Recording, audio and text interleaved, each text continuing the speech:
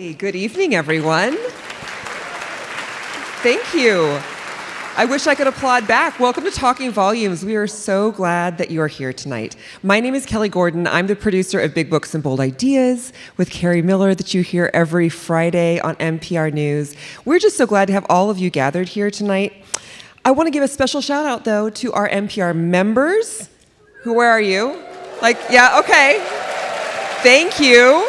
You know, your dollars go toward this. They go toward ensuring that we have a variety of voices that we're able to bring to the Twin Cities to readers to keep doing innovative, really quality programming here in the Twin Cities, and we appreciate you. And in fact, if you're not a member, this is kind of my little pitch. I don't know if you saw on the way in, but we have these tote bags that we designed. If you saw us at the State Fair, I think I just heard that there were more than 7,000 tote bags claimed at the State Fair. So tonight, if you give any amount to NPR News, you will become a member.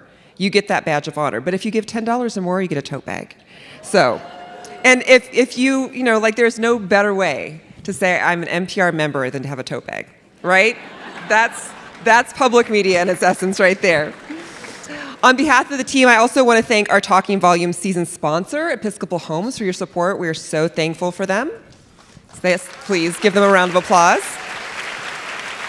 And of course, we couldn't do this without our partners in book crime, the Star Tribune. So I want Chris Hewitt to come out here on the stage and join me.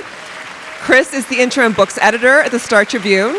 Welcome, Chris. Tell us what the Star Tribune is going to have for all of these book lovers. Well, hello, bibliophiles.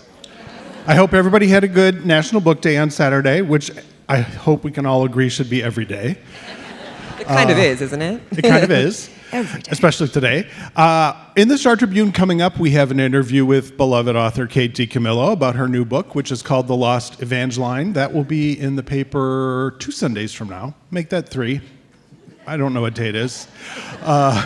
We also have a review coming up of the fantastic memoir from Susan Orlean, which is called Joyride, and which is about sort of the joyride of her life and what it's like to be played by Meryl Streep. And lots of other good interviews and features coming up if you look at the Star Tribune book section on Sundays. And all right, we're very excited to hear from Stacey Abrams and Kerri Miller next. Yes, thank you, Chris. Yeah, and we will. Let's go ahead and just get the evening started. We'll welcome Kerri Miller to the stage for Talking Volumes.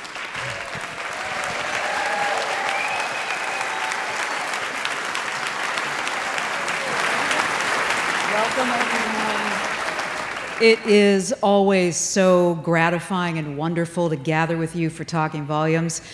I always have butterflies on opening night, so it's wonderful to see all your shining faces and your happy attitudes about the fact that we're going to talk about books. If you've been in the theater on a day when the news is difficult, despairing, and we've had a few of them over the seasons, you've heard me talk about the power of sitting shoulder to shoulder with your friends and your neighbors, with people who share your appreciation for books and reading and community. And I really think there is nothing like being together on a day like this and knowing that we can lift each other up. So thank you for coming. Thank you for being here.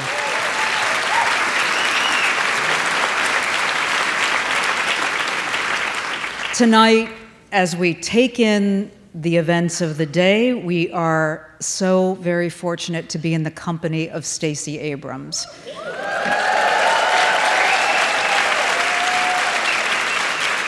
You know who she is, you know what she's done. Give her the warmest of welcomes to the stage of the Fitzgerald Theater.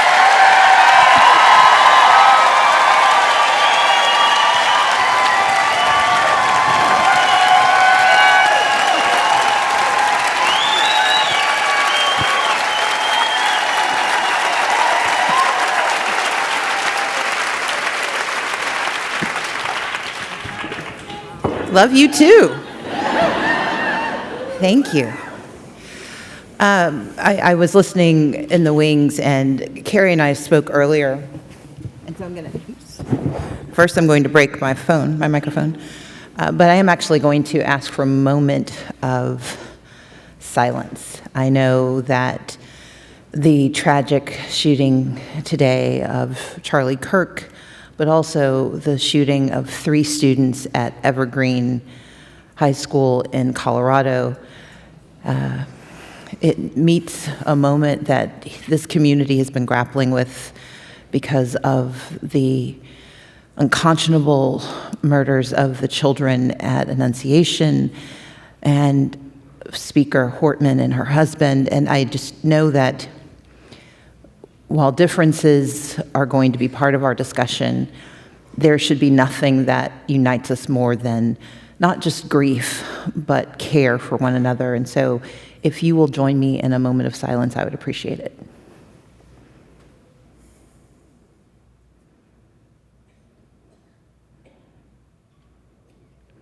Thank you so much.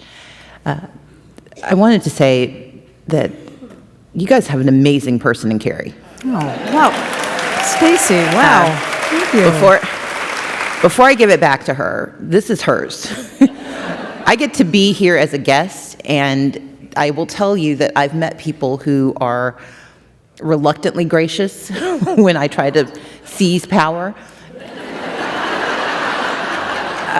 But what Kerri was willing to do, when I described what I wanted to do, her willingness to say yes speaks volumes not only to who she is, but to who you are. So you should all just be very proud of the community that you built. And now we will start talking volumes. Back to you, Kerri. Oh my gosh. That is so kind. Thank you.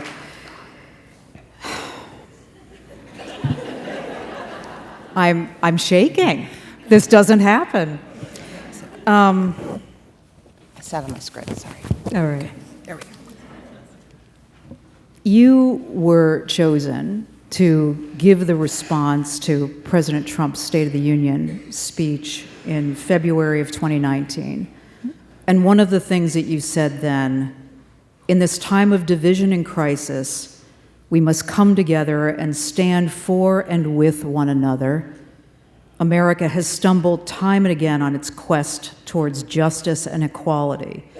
But with each generation, we have revised our fundamental truths, and where we falter, we make amends. My original question to that was, have we moved closer to that vision that you described? But on a day like this, I really can't ask that in good conscience.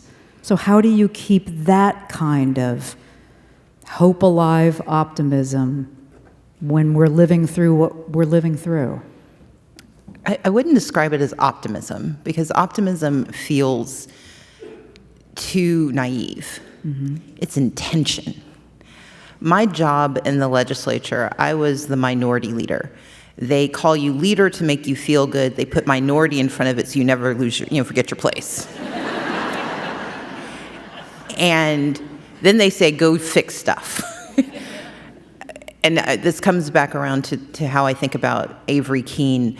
But the reason I said that, the reason I believe it, the reason I reject anyone who thinks that invective and vile and meanness is the answer, is that we have to intend to be the place we have to intend to be the people we say we want. Mm-hmm. You have to make the decision not to give in to the baser instinct. You have to make the choice not to do tit for tat, because you can't fix things if you're always breaking them. And this is a nation that has broken a lot. We have broken promises, we have broken trust, but we've also built things. We built communities. We have a pluralistic democracy that is comprised of the most diverse communities the world has ever seen. We've got everybody here. Now, some people aren't happy about it, but we did it anyway. And part of our obligation, part of our opportunity, part of our promise is that we say we're going to keep trying to do it, despite how hard it is, despite the division, despite the invective, despite the violence. And it's in that moment of intention, when we decide to be better people, that's when we actually start getting there. But we can't talk about being better in one sentence and then use the next sentence to tear down. You either are building or you're destroying. You can't do both at the same time. When you came in,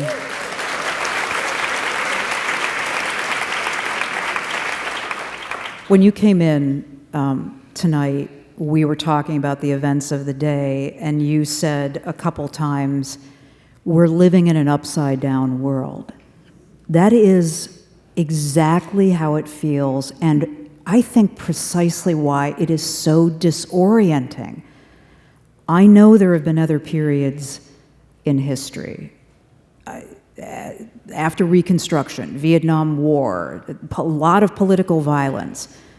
But there really is something about it swirling around us and trying in the moment to make sense of this.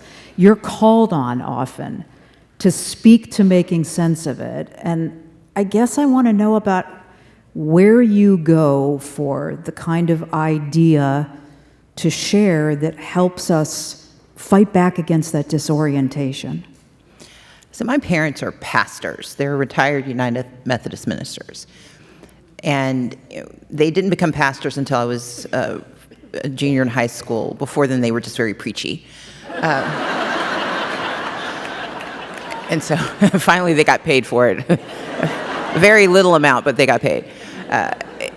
But they raised us, they raised us with 3 jobs. They said, and I'm the second of 6 kids, and they said, your job is to go to church, go to school, and take care of each other.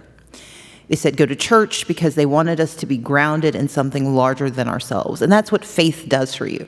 A faith tradition, irrespective of what it is, even if it's a secular tradition, but believing that you're part of something greater creates a sense of obligation. You can only go so far afield before you realize that you have some specter in the sky, there's a God, there's somebody who's looking at you and like, what are you doing? So that moral grounding was important. They said go to school because they believed education saved their lives. My parents grew up in the Jim Crow South in Mississippi. My dad was dyslexic, or is dyslexic, so he grew up unable to read functionally because they just assumed he was stupid, because they didn't know how to test for dyslexia, and they were in an underfunded school system, and he had 2 smart older sisters, and they just dismissed him. And my dad managed to not only finish high school, but make it to college, and then eventually get a master's degree from Emory University in divinity. And so my parents grew up understanding that education is transformative, and they would tell us, you can lose your job, you can lose your house, but no one can take what's in your mind. And part of our grounding in this moment, part of our orientation, our ability to withstand the vertices that are moving around, is that I know things, and you can't tell me what I don't. You can't tell me I don't know what I know.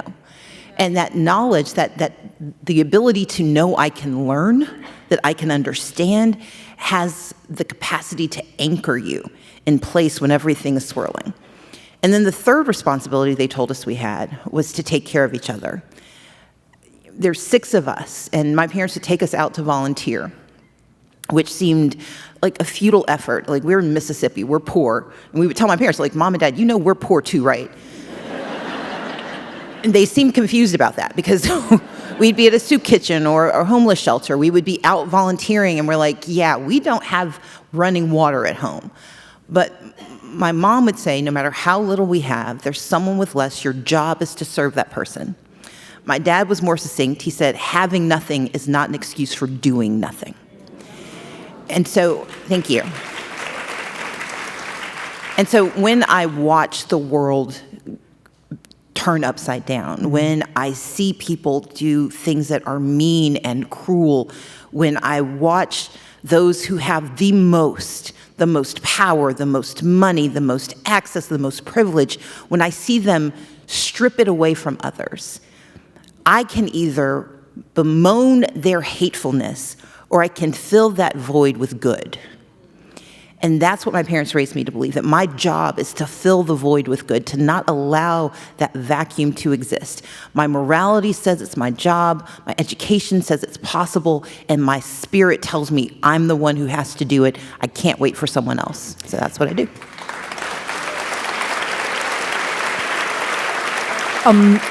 A minute ago, you said one of your tenets is, I know what I know, and that grounds you. I think I feel the ground shaking beneath me, I don't feel grounded. And now I don't know if I know what I know. And now I start to wonder if I don't know what I don't know, which is... That's different. Intimidating. I mean, we're getting into Escher philosophical territory. We always do.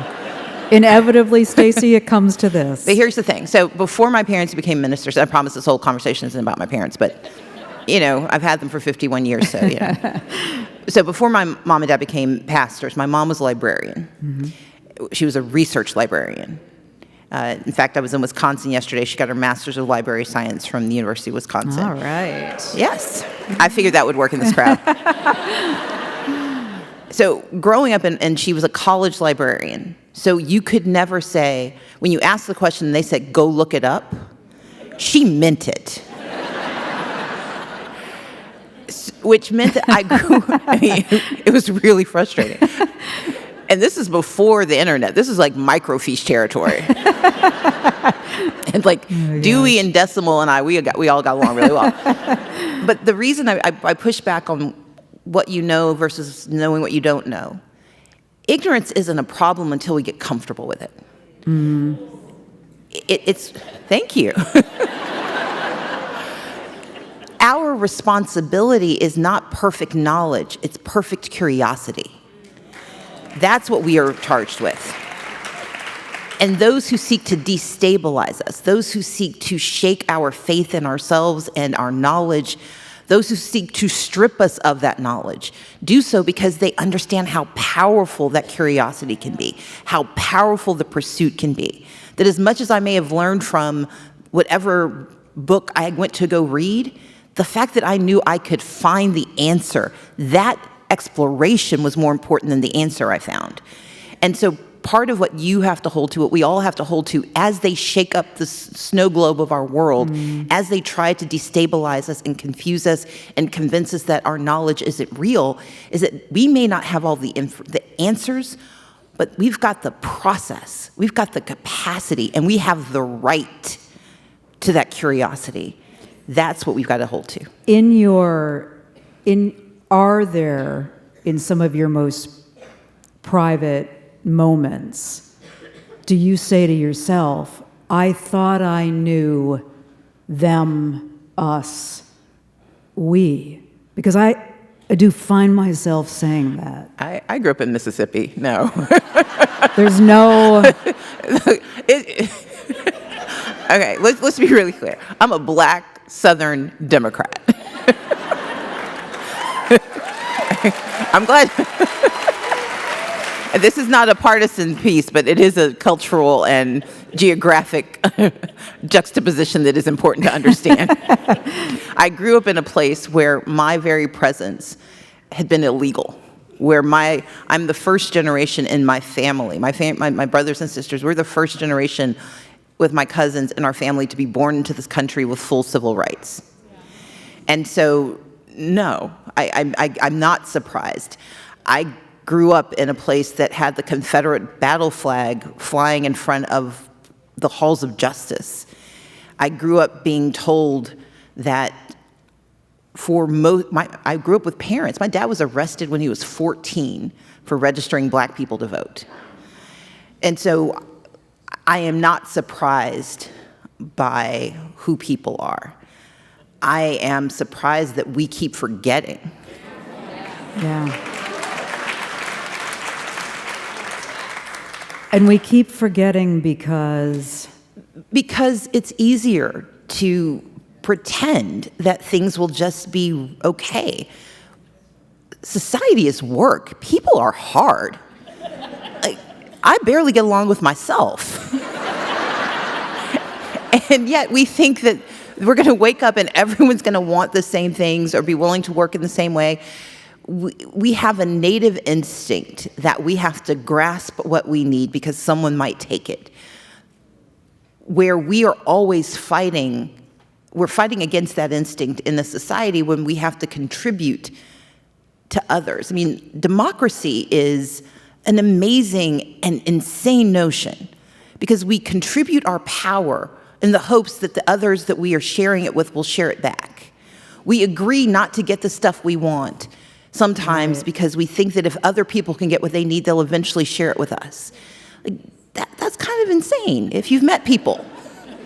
And it's why authoritarianism becomes so seductive, because then you don't have to think about it anymore. You just let someone else do the thinking for you. Democracy is an intellectual exercise, but it's also a suspension of disbelief, because you can't keep being surprised by who people are. You've got to keep reminding yourself of who you are and who you want to be and what the society looks like that you seek to pursue. That's our job. Yeah.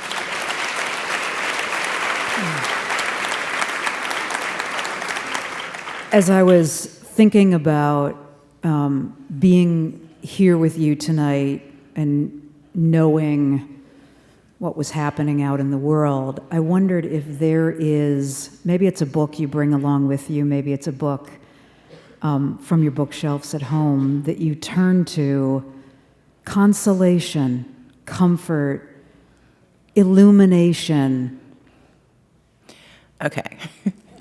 Why are you smiling because like that? It's a terrible answer, but but it actually is Do you want to think true. about it for a No, minute? I know All exactly right. what I think about. It's a compendium. It's Robert Caro's unfinished 4 volumes on Lyndon B. Johnson. Okay, so y'all didn't know that's what I was going to say. So here's the thing. So Lyndon Johnson is one of the most complicated, sometimes vile, sometimes extraordinary people in human history. He is someone who, at the same time he was reveling in and pursuing vicious racial policies, he also taught poor children of color because he believed in their humanity. He is the embodiment of the contradictions of humanity and of Americanness and of being Southern. He is the person who delivered not just justice through his act of serving as president. He was willing to defy and sometimes betray his own people. And you shouldn't celebrate betrayal, but sometimes we do, because we got a Voting Rights Act out of it. He was someone who saw poverty as an evil and was willing to use his political might to fight it, but he was also someone who lied and would not own up to decisions that he made.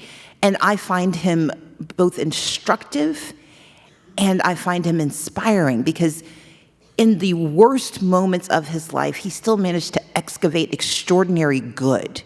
That's what we have to hold to, not the people who did good the whole time. Congratulations to them. But the people who made terrible mistakes, who did not become better people always by choice, but who had to grapple with how complicated they were. And Robert Caro isn't done telling his story, and I wish he'd hurry up. But those 4 volumes, to me, they sit front and center on my bookshelf. Wow. Because I remember the stories. I go back to the passage of power. I go back to when he ran that race in Congress and did not do the right thing. But I also think about the story that Andy Young tells about how he and Martin Luther King met with Johnson after he became president, and they were asking for the Voting Rights Act, and he said, I just don't have the power to do this. Now, this is after he'd won a landslide election in '64, held both houses of Congress, had a supermajority in the Senate, and he said, I don't have the power. And Andy Young, when he tells the story, he's like, he marched out of the office with Martin Luther King, and he was just enraged. And Dr. King was just kind of sanguine. He was like, why aren't you mad? And he was like, well, we know what we have to do. We've got to go find the president some power. Like, that to me is the point. Like, sometimes we've got to go find our leaders some power. They are simply confused about their jobs. They don't understand what they've got. So our job is to go find them some power. I get the instruction and I get the inspiration. I don't get the consolation. Here's the consolation. It got done. It got done. It was hard and mean, and they're doing everything. There are people who are doing everything they can to dismantle it. But it's been around for more than 40 years. What was constructed has been so hard to dismantle, and we're not done. The fact that they are trying to dismantle does not mean that we can't construct at the same time. So our consolation has to rest in the fact that it has been done before, which means it can be done again. But consolation is not the same as guarantee. And so I have a bit of a stoic approach to the world. And if you ever read Ryan Holiday, he's amazing. And he's done this really fantastic job of deconstructing stoicism for the average person. And one of the things in stoicism, it's not that you don't care. It's that you decide how you process that care. I can't win everything. I'm really good at losing, so. And that's what I practice being an excellent loser. Because I'm not going to get everything, but that never exempts me from the responsibility to do the work. And so when you think of consolation, sometimes consolation is a pat on the back, and sometimes it's a shove. Because the best consolation is to push you back into the action, because the more you sit in your sorrow, the harder it is to lift yourself out of that space. But when you're in the fight, when you have to do the work, you don't have time to grieve. And that is a consolation that I hold to.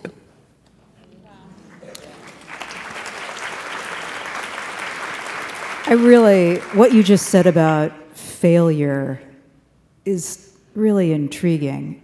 You have taken, it sounds like, lessons of failure and said, what? I'm letting myself grieve for X amount of time, and then I'm spinning that around and using it as horsepower to get to the next failure. What? No, tell me how it works. Yeah, look, I in my book, Lead from the Outside, when I wrote my second foreword to it, when it went to paperback, it was after I'd lost the election in 2018. And just in case people are confused, I know I lost. I was never confused about that. What, do people think you are? Oh my God, their entire meme, the RNC has this whole thing they run about how they think I'm confused. Because what I do with failure, what I do with loss, I learn my lessons, I don't learn my losses. The difference is when you learn your losses, you just replay the failure in your head and you think about all the ways you suck, all the ways you made mistakes, all the terrible things about who you are, and it mires you. If you learn your lessons, you excavate it. You're like, okay, well, here's what I could have done differently. Here's what they did to me, and I'm going to acknowledge it. Here's what I did to myself, and don't do that again. But you deconstruct the loss to find out how to get better. Mm-hmm. And so when I lost in 2018, there was a 10-day span between the end of the election and when they were finally able to call the election, because there were irregularities that multiple courts acknowledged had denied voters their ability to have their votes counted. And because of a series of lawsuits brought by a number of different organizations, we were able to get more votes counted. And the number got smaller and smaller, and I got closer and closer, didn't quite make it. But I spent 10 days, and I say this with the greatest respect to my Jewish friends, I spent 10 days sitting Shiva. Mm-hmm. I was mourning the passage of this dream that I had, this job that I wanted, this thing I thought I was going to get. And then I was like, okay, now I'm done. I've got to get back to work. And, I tend to be a bit aggressive in my response to defeat, so I created Fair Fight and Fair Count and Seat and kept registering some voters and did some other stuff. And then the second time I lost, I went back to work. Yes, we have to grieve. Yes, we have to acknowledge the heartache and the pain, because if you want something bad enough, not getting it hurts. Right. But it cannot be a paralytic. Right. It has to be a catalyst. And that's what I do. It is fuel for me. It is fuel, it is a reminder, but it is never an excuse. And too often we let failure serve as an excuse for not trying. Having failed, I'm like, it's not fatal. In the sense that I don't have to remain mired in my sadness or my anger. My job is to figure out how do I, again, using this catalytic converter analysis, how do I turn it into something that makes it better? It's not the thing I wanted, but what's the thing I can have that gets me closer to what I was trying to do? What's the hardest truth about yourself that you've had to face? Not everybody likes me. In fact, approximately 2.1 million people really don't like me. I mean, look, I don't know. You think people don't like you, but wait till they write it down. You're like, that is clear. Okay, I get that. I don't know. That was a pretty quick answer. What's the real? It's 2.1 million. I mean, it's a lot. Stacey, Yes, what's ma'am. the real hardest truth that you've had to face about yourself? Okay, I'm not being evasive. So before I ran for office the first time, I wrote a memo to myself about what I believe, because I was afraid that if I got elected to the legislature, there would be choices I wouldn't know how to make. I spend a lot of time in analysis. If you do Myers-Briggs, I'm an INTJ. I'm a real INTJ. I do a lot of planning, I do a lot of analysis, I do a lot of game theory. It's why, Avery plays chess. I spend a lot of time in that space. And so the hardest thing for me, I don't forget things, which means I can't forget mistakes I make. I can't forget people who disappointed me. And I run game theory a lot. And so I can't escape my head. So I accept it. I accept that that's part of who I am. And I try to create spaces and outlets. I've, as I mentioned, several siblings. One of my siblings, I was complaining about something, and I said, "Oh, I'm sorry, we talked about this 3 weeks ago."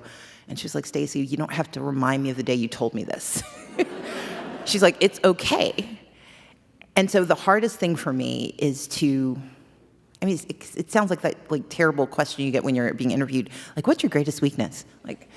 But for me it is, I have to work not to get mired in what else I could have done. And the way I solve for that is that I keep doing it. Here's the reason, and the question wasn't what's your greatest weakness, but the thing that you have to face about yourself.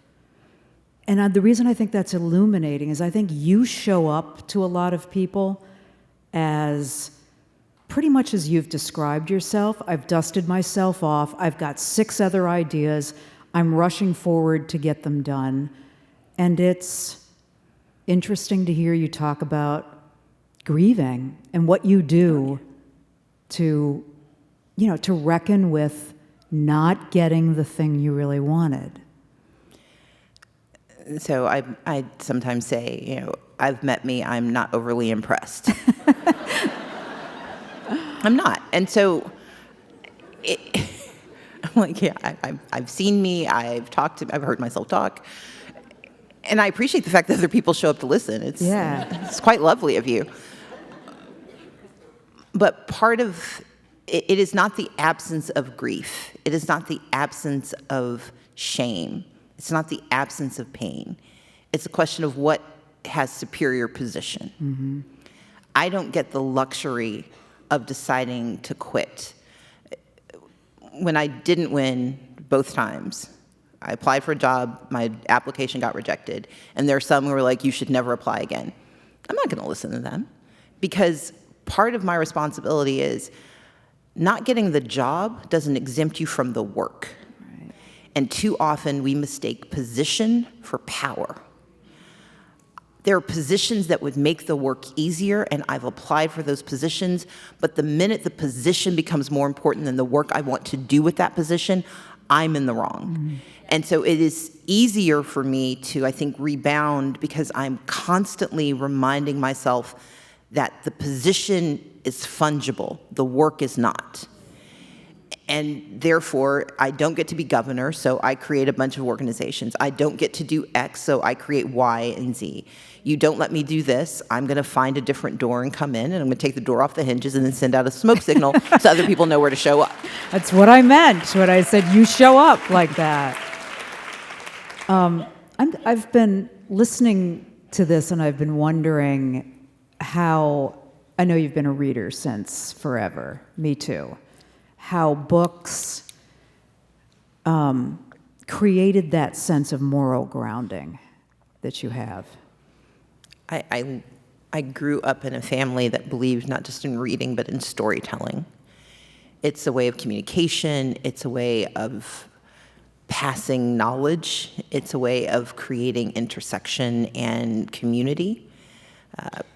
My dad's a bit of a fabulist. You mean? So Mark Twain said it once, like, my dad remembers everything, whether it happened or not. And he's That's someone who's hard to argue with. yeah.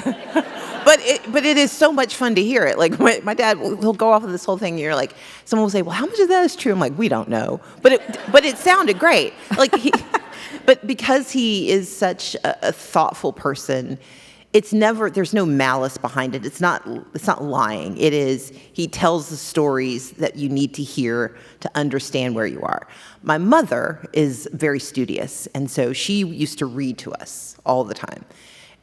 And having a father who wasn't good at reading, but could tell amazing stories, and a mother who could curate the stories she read to you so that you knew who you were supposed to be. Like, my mom knew the day to read David Copperfield and the day to read, something from James Weldon Johnson. Like, she was really good at it. Like, indoctrination works, just in case you were wondering. And together, they helped weave this sense of morality and responsibility, but it was also lived. But I grew up loving books. I joke that, when you're a kid, if you tell a story out loud, you're a liar. If you write it down, you're an author. Oh my gosh. I mean, that's Stephen King, right? Yeah. Fiction is the truth inside the lie. Exactly. Exactly what you've said. But when you're 7, they don't really believe you when you say it that way. So, All right. But the first book I remember reading, the first real book, was Helen Keller, The Story of My Life. And that conversation that she has with the reader about perseverance, about pain, about despondency, about loss, about being discounted, has stayed with me my entire life. And so if I think about the book that I read that anchors me in that way, it would be Helen Keller, The Story of My Life. One of the things that I think fiction does I can't think of another way to work out the kind of moral paradoxes of the world of what it means to be human than to do it through fiction. Yes. Can you? It's an amazing thing to do. So I have a list when people say, what do you read? Or what's your favorite book? I'm like, I don't have a favorite book. I have favorite books. Yep. And so I'll give you 3 of them. So it's Colson Whitehead's The Intuitionist. It is The Wind-Up Bird Chronicle by, and I always butcher his name, Horkai Murakami. Mm-hmm. Yep.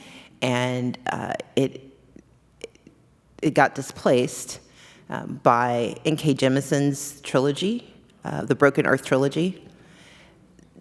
3 very different ways of telling stories and creating access and grappling with paradox, but also the willingness of the human mind to literally create worlds where you can investigate without pain being real. Mm-hmm. It feels real, but you can emerge from it renewed. Like, good fiction lets you go through all of the emotions and all of the senses, and you never have to leave your couch. It's so true. I mean, as I was thinking about this, I was thinking, what are the books that let me live with those moral paradoxes and figure out what I think about it? Yeah. So in college, reading Mary Shelley's Frankenstein, struggling with the morality and the humanity of that. Jane Eyre. One of Jane my Eyre. favorites, yes. Me too. You do your research. Can we come back? No. Yeah. Oh, Jane you didn't Eyre know that? for me. Oh my gosh. Jane Eyre for you. Yes. Yes. Very quickly. Go so ahead. we used to have, we had chores in my family, and like the one time I got in the most trouble, there was it was like a dining room / holding room, and I was halfway through Jane Eyre, and I'm supposed to like clean the kitchen or something. I'm like, this is just dumb. No. And I took Jane Eyre, and I was gone for a few hours, and my mom's calling for me, and I'm like, I can't show up yet. Jane Eyre is one of the most perfect books written. I love that story. Say more, because I can't let you go without hearing this. No, I mean, I have to hear this. The complication, again, the loss, the willingness to trust when when the person hasn't earned that trust. That suspension, not just of disbelief, but that suspension of your learned experience of pain. Like, she was willing to try anyway, and he tried her. Yeah. And yet she was wholly herself. She wasn't defined by him. She was revealed by him, but she was never not her own person. I love what you said about, have you ever had an experience where and I think about Jane Eyre when I'm in this situation, where you have given your faith and trust to someone, and maybe it's not a crushing disappointment, but they've fallen short. Yes. And you are never going to be able to see them the same way again. Of course not. I've never seen that. Of course not. No, absolutely. That's, Yeah. again, I by the way, I'm in politics, so yeah. Yeah. I know. And you know what else I thought about with the moral paradox? Have you read Abraham Verghese's The Covenant of Water? I have not, but I will have to. Oh my God. No, I appreciate Stacey. it. I've been a little busy, but okay. Oh yeah, I know. Yeah, I'm sorry. That sounded like, what have you been doing? Well, Yeah. It was a little judgmental. It was. I know. It was I'm right sorry. No, I'm no. sorry. I actually felt bad. I'm like, no, I haven't. I know. I'll get to it, I promise. That is not good. No. Look, as an avid reader, you were disappointed that I hadn't had the chance That's yet right. to read it. I wanted you to There you live the wonder There of you go. Abraham Verghese's And The I will have Covenant it of read Water. before the next time I see you. All right. Yay. She's coming back, everybody. Yes. Yay. I mean, I think about that novel and I think about how gracefully and unexpectedly he weaves in the most human paradoxes, and how I think I know what I think about it, and then he presents something that's so real. I look forward to it now. I know. I read somewhere that I love this, that you used to get those 4-pack of Harlequin romances. Oh, yeah. So did I. Oh, I owe Harlequin like $17 million. I think they're second only to the Columbia House records. I love that. I'm like, dude, you offered it for a penny. What did you think was going to happen? Right. So But yeah. so how old were you when the Harlequin packets would come? So you got to remember, I have siblings. The three older of us are girls. I think Andrea started getting them when she was 13 or 14. So I think once I learned how Post works, I probably at 14 started getting them, and then it was around 16 or 15 when I realized I could do Silhouette, because Silhouette was a little racier than Harlequin. Right. And then what we realized is that if each of us ordered from a different place, so one person would do Silhouette Intimate Moments, the other one would do Silhouette Special Edition, someone else did Harlequin, Right. then, anyway, I'm confessing to too much in front of people. So we were able to take full advantage of the wide range of book opportunities. What do you think they taught you about love? So, my very first novel that I published was a romance novel. And when I started writing... Under the pen name Selena Montgomery. Selena Montgomery. Yes. Author of 8 romantic suspense novels. That's amazingly wonderful. Thank you. So I started writing romance. I was actually going to write a spy novel. And it was the late 90s. The publisher I sent the idea to said, she was kind. She said, publishers don't believe women read espionage, and they don't think men will read espionage written by or about women. Now think about it, in the 1990s, name an espionage novelist who was a woman. Yeah, exactly. Right. And then I had the audacity to want the character to look like me. That was completely a non-starter. But it was the book was based on my ex-boyfriend's dissertation. And he's a chemical physicist. Anyway, so he sends me his dissertation. I'm like one of 5 people outside of his cohort that read it. And I call him, I'm like, this is so amazing, because he discovers this chemical that has these properties. And I'm like, and if you did this with it, you could do this. And he was like, none of that's possible, Stacey. I'm like, this is why we broke up. You have no imagination. But I still wanted to tell the story. And so when the publisher said, well, no, this isn't what we do, and I was like, I know I've read spy novels written by or about women, and I realized, no, I read romance. And I watched General Hospital. And so to get to your question, what I realized was I could tell the same suspense story I wanted to tell, but I could make my spies fall in love. And the way I did it was so my heroine is a chemical physicist who's a spy who her paramour believes she killed his best friend. So there's a little bit of tension in their relationship. And they have to work together to save the world. And being able to write that book was about admitting who she was and the mistakes that she may have made. Forgiveness. Love does not exist without forgiveness. Love does not exist without not idolizing, but adulation. Wait, I want to make sure I understand that. Love does not exist without Adulation. adulation. So you don't have Wow. to idolize the person, but you have to absolutely adore the person. Yeah. And the best version of that is when you know all of the things that are wrong with them. I mean, seriously, like, it's not really love if you don't know why they are terrible. And you wrote romance novels? But think about it. Yeah. So, go ahead. No, please. Isn't the evolution of love the idolization, the adulation, the scales falling from your eyes? More people out there have been married a long time. And then the not adoring, but the deeper love with all the, yes. But that's where adulation comes in. Because you don't love them despite their flaws. You love them because of their flaws. You try to fix the ones that you can't stand. I mean, But there are some parts, we all love someone who, when you ask the person who doesn't like them, like, this is what I hate about them. That's the thing that you're like, this is what I want. yeah. And that's my point, that it's not enough if you tolerate them.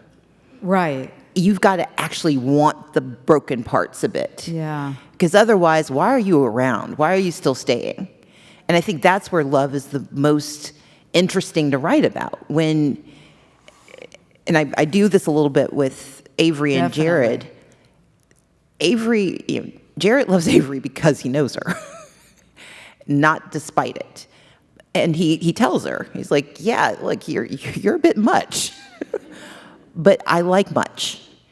And that's the moment. That's where love becomes enduring, not because you are willing to put up with it, but because you've learned to respect it and like it enough that it's become one of the things you would miss if it was gone. You are right, because I was thinking there is nothing so meaningful as being held in spite of and along with Exactly. all of your flaws. Exactly. Right? I mean, if you think about pottery, the broken pieces, there's a Japanese word for it that I'm going to butcher, so I'm not going to try to say it. But that the beauty is not in the perfection, the beauty is in the broken piece that got mended. Right. And the scar that remains.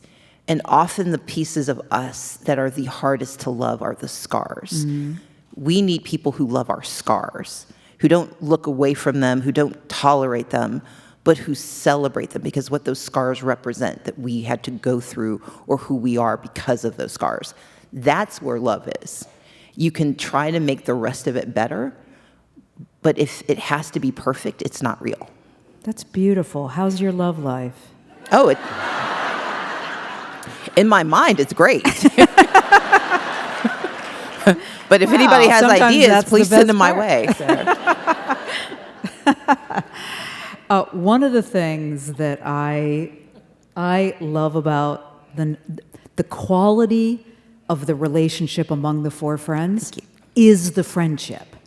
With all of its flaws, They see each other clear as day. They love one another anyway, and yet it doesn't stop them from being pretty real with one another. So first, I think you'd be a great friend. Thank you. Are you? I try really hard. You're pretty busy. Do you show up for your friends? I do, but we talk about things before we become friends. So I have a friend who's in the audience who I have not seen in 14 years. Oh my gosh. Where are you, Jen? Wave your hand. We met 30 years ago. Right there? And we see each other, yeah. Really? We and see each she other. came to see you Exactly. after 14 years. Now, it could be that I owe her money, but she's here anyway. So I'm really explicit. Like, I am not the friend you call for chatting. No. That is, my family knows that too. Like, in my family, you don't call me. If you call me, it should be because you want an answer and you want a solution. Wow. If you want to just talk about it, you have 5 other options. I'm not the one. You are not. I am not. You are not the confidant of. I'm the confidant. Okay. I am not the conversant. All right. So when I will ask, I'm like, do you just want to tell me something or do you need some help? And if you tell me I just want to talk about it, okay. And I'll put on a timer. Oh, that was so enthusiastic. But you love me because you know me. And this is Right. one of the broken pieces of me. All right. But yeah, no, I try to be a good friend. Where I am weak, I try to overcompensate in other places. But I also try to be really honest. However, the most important thing to me in friendship is that if you need me, I will be there. And you don't have to ask. You don't have to tell me what it is. If you're on TikTok, it's the meme where from I think it's the Town. It's the movie with Ben Affleck and Jeremy Renner, and he was like, "Thank you," and he's like, "I need you to get in the car. Don't ask any questions." He's like, "When do we leave?" Like, that's me. Like, we'll figure it out later, bail or not, but whatever. When do we ride? Like, what do you need? That's the kind of friend I want people to know me to be. And that's the kind of person I think everyone needs in their thing. I'm one of the kind of people you need in your life. Like, I'm not the person you call because he broke your heart and you just want to weep. I am the person you call when we have to figure out what we're going to do about what he did to you. Yeah. I love it. So when you say that you talk about things before you kind of embark on the friendship, right? What is that? Is that a kind of principles setting? What? I've never done that. I've never done that with a friend. I do that. So Jen and I have a mutual friend, Eliza. Eliza hugs way too much.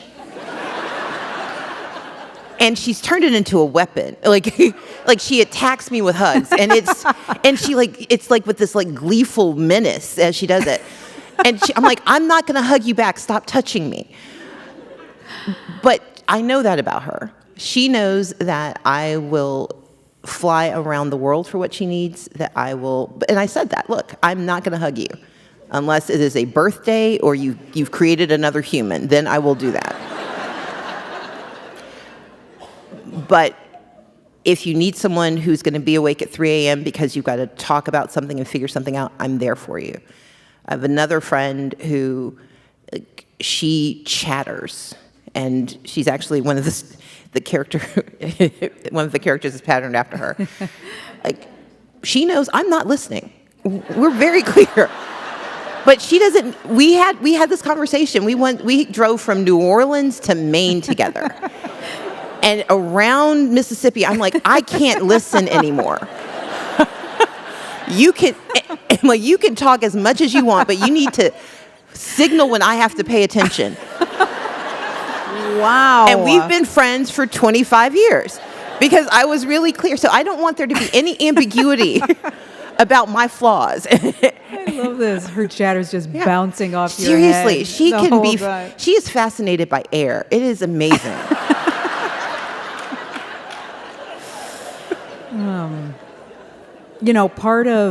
Part of how I figured out how to be a friend was through books. Yes. Did you? Absolutely. Trixie Belden and her friends. Oh my gosh, yes. And I know we shared Nancy Drew. Yeah. Wow. And the lesser Hardy Boys. You said But yeah. Trixie Belden.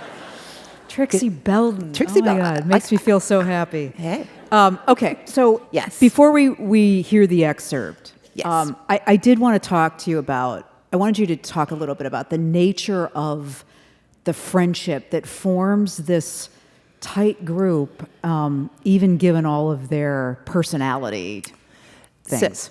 So Avery Keene, when we meet her, is a law clerk at the very beginning of the series. She's a law clerk who is thrust into this very grave responsibility to become the guardian for a Supreme Court justice.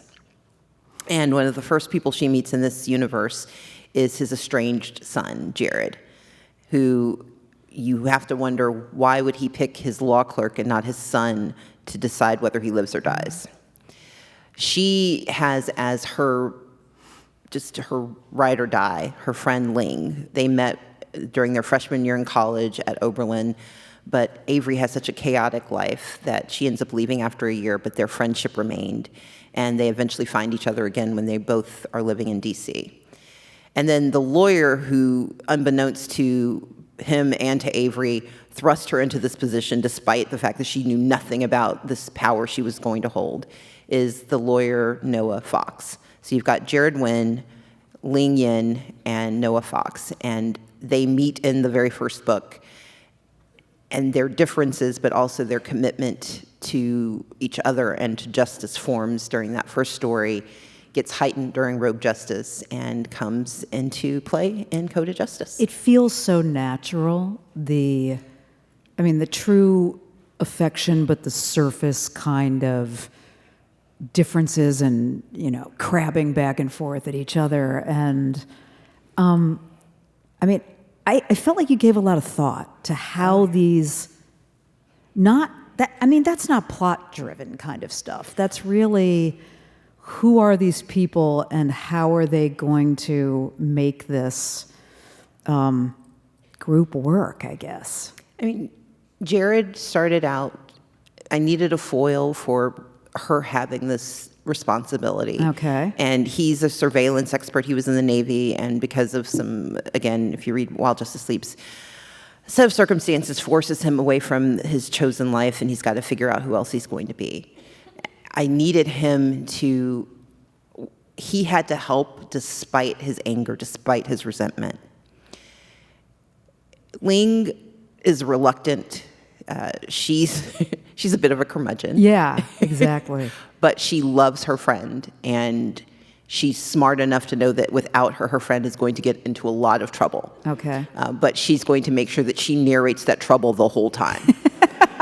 Exactly. And then Noah is sort of accidentally in this group of people, but he's never been around people like this. And as a trust and estates lawyer, it's not like his life is exciting, and now suddenly he's thrust into this very complicated world where he realizes he has a value. And watching him sort of realize that he's not the jester, he's not comic relief, but he is safe space. Yeah. Until he's not. Yeah. Is his role. So the excerpt that I've asked you to read, and just to set the scene a little bit, Avery and her group of friends have been called in to investigate a death at a high-tech healthcare company that is really powered by AI.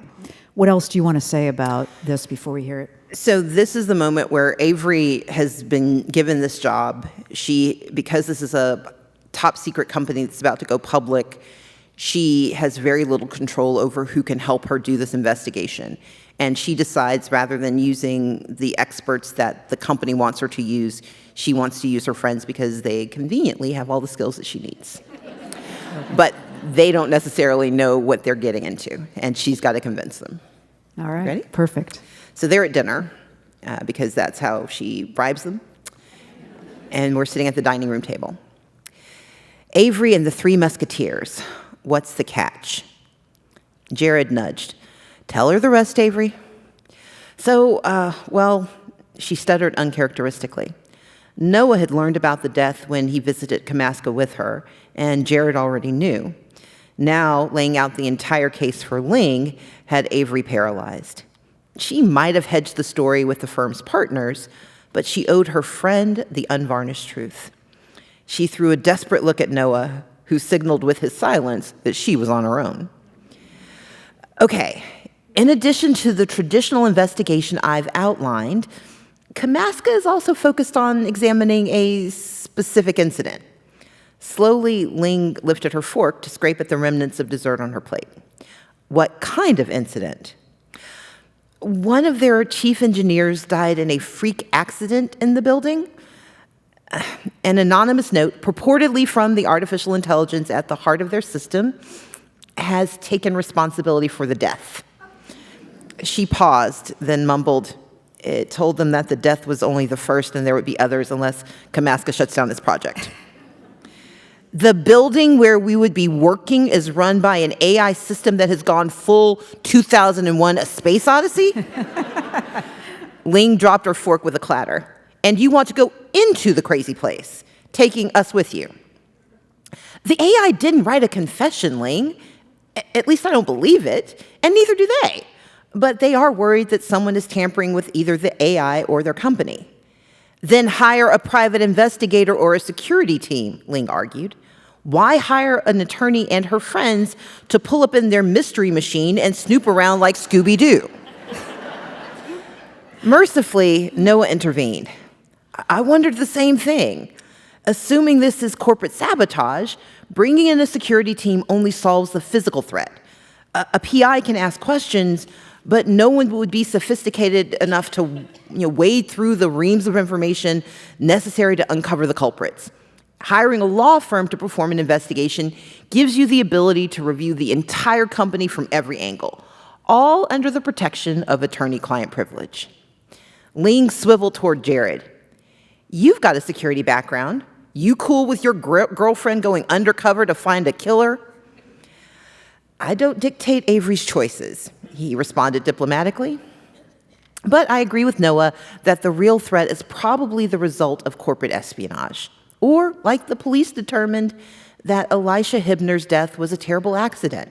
If so, then Kamaska must discover why the ventilation system malfunctioned and ensure it never happens again, and who's trying to use this threat to the company. You all are comfortable with this, and I'm the party pooper, Ling recapped testily. Thanks for the ambush, guys. Okay, this isn't on them, Avery protested. Noah introduced me to the company, and I only told Jared about the conditions before y'all came over. It seems more coordinated from where I'm sitting. Avery shook her head vehemently. It's not, and I wouldn't be offended if you decline, Ling. The general counsel gave me a solid list of medical consultants I can bring onto the project. Then why are we having this discussion? I rejected them because I love working with the three of you, and because, well, it works. She met Ling's irritated scowl steadily. I am well aware of my reputation and that they picked me because this investigation might be more complicated than corporate sabotage. I'm also clear that the case appeals to me because there's the possibility that I'll be doing more than data reviews and statutory compliance research. I'd like you there with me. When the silence lengthened, Avery ventured weakly, so what's the verdict? Ling tucked a wing of black hair behind her ear and propped her chin on her hand. Do you know what a sabbatical is, Avery? Come on. No, while you may be congenitally hostile to break or arrest, I am not. I've spent most of my life in school, college, med school, and now this PhD program has kicked my ass. I took time off in order to take time off. I understand, Ling. Smothering her disappointment, she forced a conciliatory smile. You don't want to do this, and I respect your decision. No, you don't. Ling rejected the hollow statement instantly, her look and tone equally serious. Now may not be the best time to point out the obvious, but I'm afraid you're turning into an adrenaline junkie. This is the most animated I've seen you since we had to chase down a terrorist from Jared's basement bunker. I didn't go looking for that, Avery argued, hackles rising. Ling sighed volubly. You never go looking, Avery, but you don't seem to be able to close your eyes. Understood. You're out. Message received. Leaning forward, Ling reached across the table to cover Avery's clenched fist. Of course I'll help you. We all will. But you have to think very seriously about why you want to do this.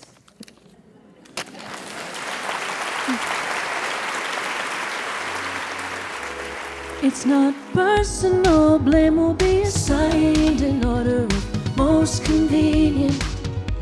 No need for an arsenal of reasons to relate in conclusions as how high. But those of the chosen few elected by the ego need not apply. Need for emotional acquittal of a ruling order.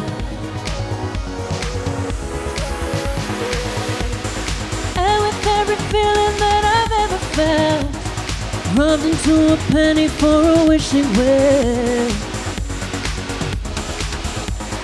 Throw it in and wish it well. Feel it, I don't like it numb. Hold it like a guilty gun, driven like a beating drum. Oh, born to move but never run. All eyes on the line tonight, and I'm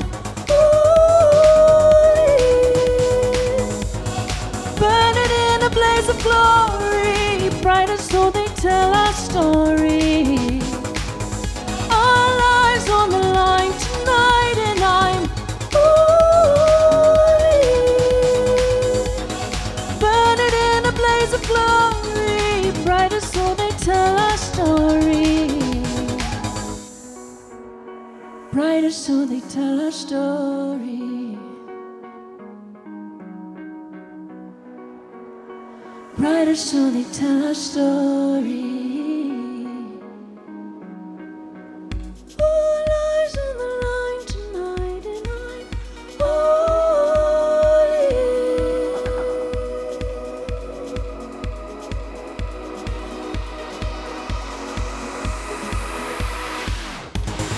And with every feeling that I've ever felt, rubbed into a penny for a wishing well. Throw it in and wish it well. Feel it, I don't like it numb. Hold it like a guilty gun, driven like a beating drum.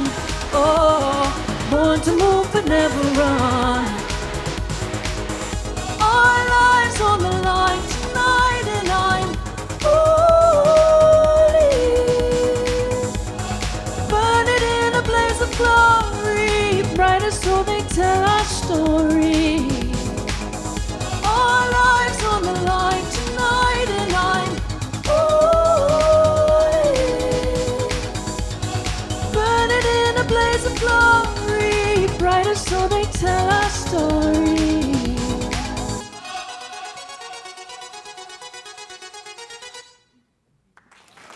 Lady Midnight.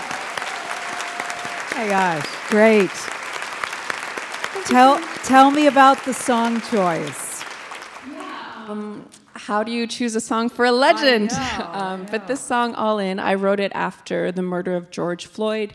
It's definitely about feeling the sense of rage, of oppression, of being silenced. Just like the proverb, the child who is not embraced by the village will burn it down to feel its warmth. And so this is a song, it's a call to action at a time when our very humanity is at stake. So I felt I'm so glad you were appropriate. here Thank with you so us much. tonight. Thank Thank you. you. Thank you.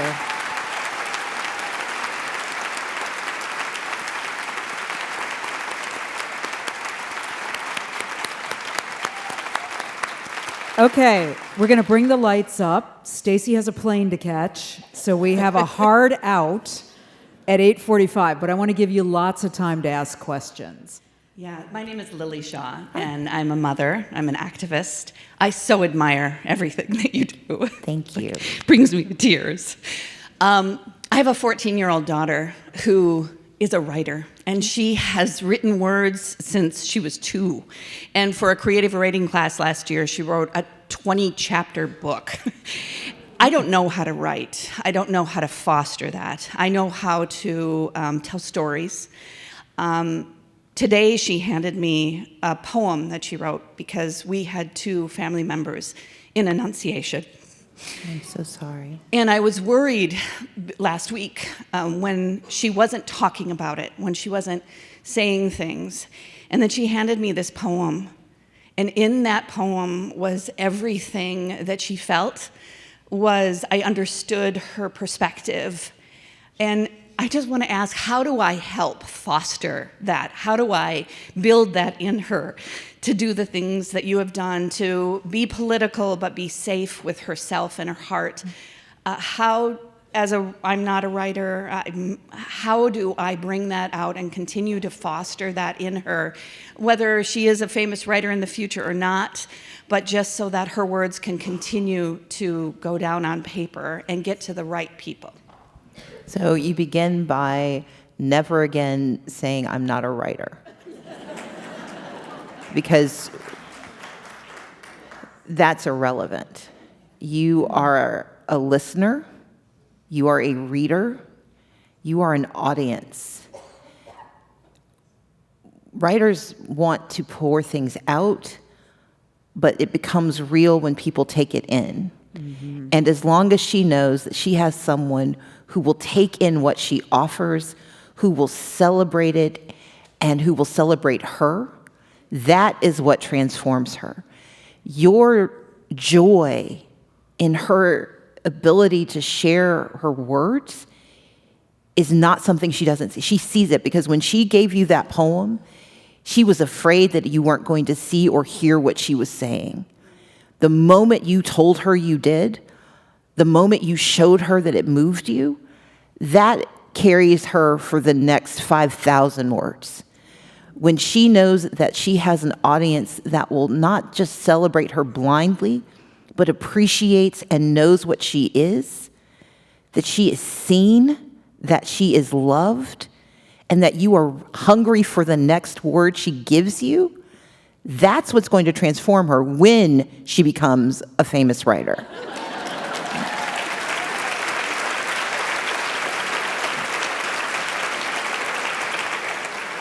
Question right up in the first balcony. First off, I just want to acknowledge that Stacey Abrams acknowledged me, just for the record. Hi. I'm going to preface this by saying I'm on your side. I'm a huge fan. But? The question I have, there's no but. There's an and, it's a question. Okay. There's so much work to do in this world, and everything that we spend our time on is just life energy. So what is the point in spending life energy on the make-believe? What is the point of spending life energy in these fanciful activities when there is so much work to be done? So thank you. I appreciate that question. So I talk about the 4 quadrants, and I completely stole it from Eisenhower.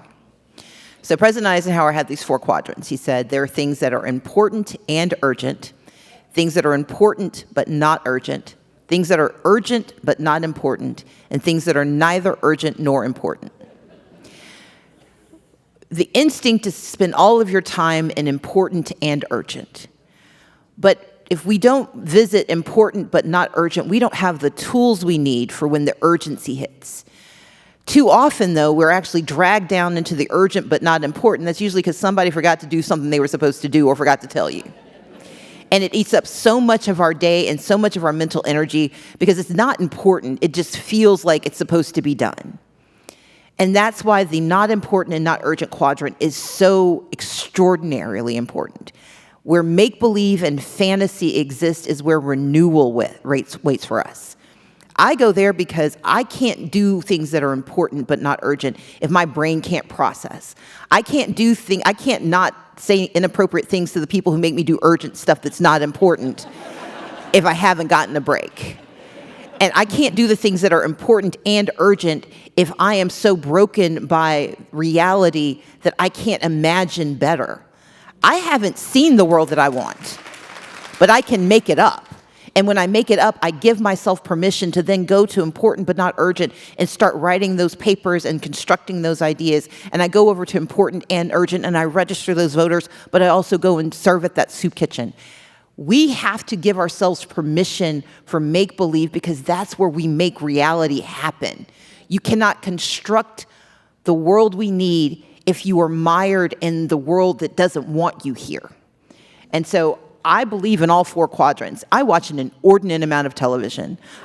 I clearly don't read enough books because I miss the book. God, no. But I'm going to make up for it. Before I come back to Minnesota, I'm going to get it done. The Covenant of Water. Yes. Okay, and all of you who are like, Abraham yes, the Covenant of Water. Why haven't you read it? I'm going to do it. But I'm going to do it because I am made better and stronger and faster. I need to visit make-believe so I can make real what I believe should be. That's why I do it. Yeah. You with the glasses. You yes. there. I'm a student at the University of Minnesota in geosciences, and I'm about to complete my degree in spring 2026. Congratulations. Thank you. I have really high hopes for myself within research and getting a PhD eventually. And it is being in the research community at the University of Minnesota, it's been really hard to hear about all the cutting funds and losing money within my research lab. What are your recommendations as a person who wants to take a further step in their education but feels held down because of money, because of DEI, because she's a woman? Yeah. So, again, I use my family not only because I love them, but because there's so many of us, I have examples of almost everything. So my oldest sister has a PhD in cultural anthropology with specialty in race and gender studies. My youngest sister has a PhD in molecular systematics and evolutionary biology. Wow. My parents, look, I told you, indoctrination works, man. Oh my gosh. My parents said go to school, and they forgot to stop.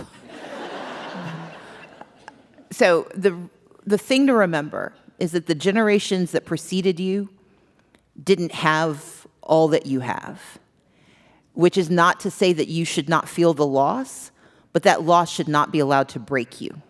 That's the first responsibility. The second is that your power to change the future rests in your willingness to survive the current moment. My mother did not know an anthropologist. My dad had never met an anthropologist. My dad did know about evolutionary biology because he was at when my mom was studying at the University of Wisconsin, getting her master's in library science. The job my dad could get was in the primate lab. And when he fell off a scaffolding, broke his back, and they refused to pay his workers' comp, they had to pull my youngest sister out of kindergarten, out of daycare, because they couldn't afford it. And my dad took care of her. And he taught himself to read by reading to Janine from childcraft encyclopedias about science. And my little sister became an evolutionary biologist. My dad, who could not read, taught my little sister, who had never heard of this, to be someone who could end up at the CDC before, You will be the person who shows people who've never seen themselves that they can see things they've never imagined because you show them that it's possible. You may not have a grant, but you can give to so many simply by persisting. Thank you, Stacey Abrams. Thank you, Kerri. You.